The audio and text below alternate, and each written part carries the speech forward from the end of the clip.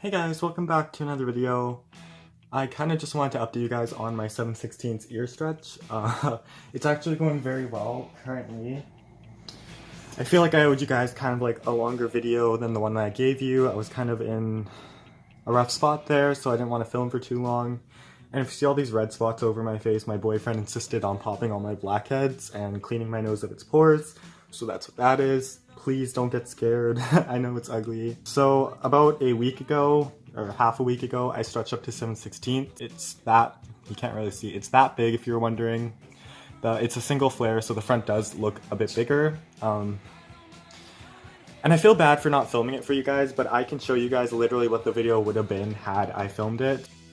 Okay, so I'm just gonna warn you, I'm taking my plugs off now, so if you don't like naked lobes, first of all, you shouldn't be here because that's a lot of what this channel is about. I just took a shower and I lubed up my ears so they're all good to go. This is what 7/16 look like. Pretty thick and healthy, round in my opinion. Very happy with them. So pretty much what the video was that. That's pretty much all you guys would have seen because there was no resistance, no anything. I didn't even have to use the taper in the other ear, so if you're wondering what that would have looked like, literally all I did in the second ear was that. And it should always be that easy when you stretch. You should never have to force it in or use a taper. Tapers aren't meant to force your plugs in. Tapers are meant to guide the jewelry in, and that's about it. If you guys were complaining about not having 7/16 stretch video, it's pretty much all it would have been. I would have just stuck the taper in my ear just like this, and I'm taking this out right now. And that's all I did. Like, it was the easiest stretch ever. I didn't have that much of an issue with it. I'm guessing it's because 0 gauge to double 0 gauge was a 2mm stretch and this was a 1mm stretch, so I guess my ears had enough time to heal for it. I waited a little bit over a month to stretch my ears. It wasn't that long of a wait. I just have really like good ears that like to heal fast.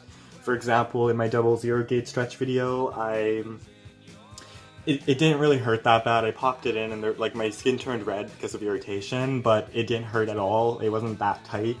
And I think I waited 3 weeks to do that, and this time I waited a little bit over a month. So it's like 4 weeks and a few days.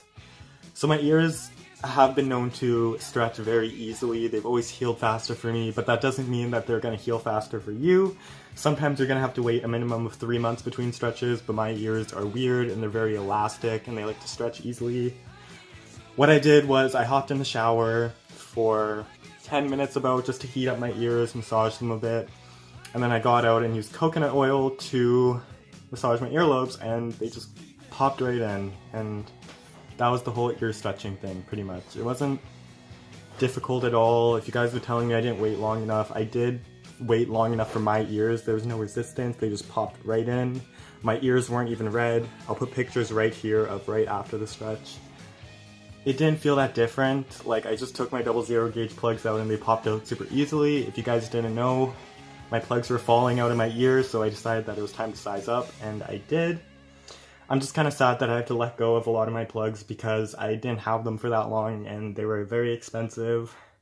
I might decide to go down one size if I ever miss a lot of my old plugs, because it was very expensive to get there. And yeah, that's pretty much the only update that I have for you guys. I just felt like I owed you guys kind of like a longer video. I was in a rush when I was talking in that video, and now I'm not in as much of a rush. By the way, this is my hair color after about 2 months of dyeing it. Like, it was blue, as you guys remember in my old video, but now it's like this weird pinky, faded, gray mess of hair. I'm probably just gonna leave it this color because I kind of like the look of faded hair. Sometimes it turns into cool colors like pink, like this. And if you guys don't know, my roots are not naturally brown, they are blonde, as you can tell. I need to touch this up because it looks like I'm balding.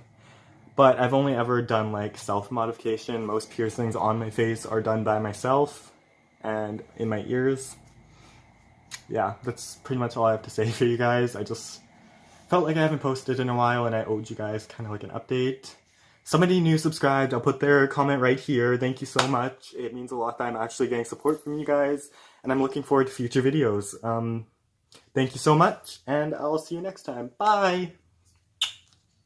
Just one more quick thing. I kind of wanted to do a size comparison of the 00 taper versus the 7/16 taper.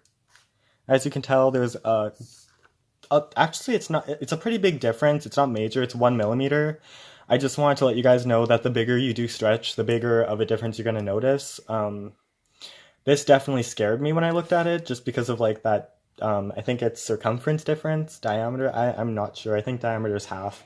The circumference of the circle is a lot bigger than the circumference of this one. And yeah, I just wanted to throw this in here because that is the size difference between the two tapers. And yes, they're acrylic, I know, but I'm working on getting different jewelry for my ear that isn't going to irritate it, because I do have issues with acrylic. And yeah, I just wanted to throw that in here if you guys were wondering.